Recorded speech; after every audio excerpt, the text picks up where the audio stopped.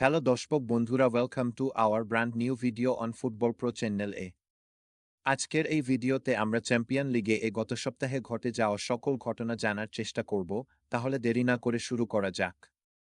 গত সপ্তাহে 17 তারিখ মঙ্গলবার 12টা টিমের 6টা ম্যাচ খেলা হয়েছিল। এই 6টা ম্যাচের মধ্যে সবচেয়ে কম্প্যারেবল ম্যাচ ছিল লিভারপুল এবং এসি মিলানের ম্যাচে। তবে লিভারপুল খুব সহজেই জয় তুলে নিয়ে 3-1 গোলে। এছাড়াও রিয়াল মাদ্রিদ ও মাঠে নামে এই দিন, তারাও 3-1 গোলে জয় তুলে নেয়।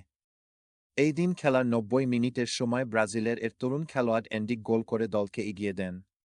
এছাড়াও বায়ার্ন মিউনিক জয় তুলে নেয় 9-2 গোলে এবং ইংল্যান্ডের খেলোয়াড় হ্যারি কেইন একাই করেন 4 গোল। এছাড়াও জুভেন্টাস ও জয় তুলে নেয় এবং আর্জেন্টাইন নিকো গঙ্গালেস তার অভিষেক ম্যাচেই গোল করেন।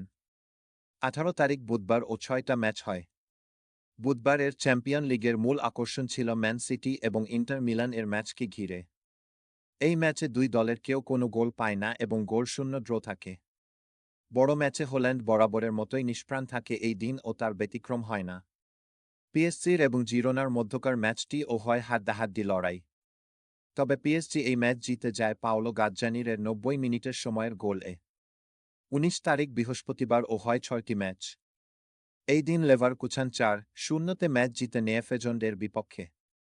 এই দিন বেনফিকা ও 2-1 গোলে জিতে যায়। তবে বৃহস্পতিবার সবথেকে বড় অঘটন ঘটে বার্সেলোনার ম্যাচে। এই দিন বার্সেলোনা মোনাকোর বিপক্ষে 2-1 গোলে হেরে যায়।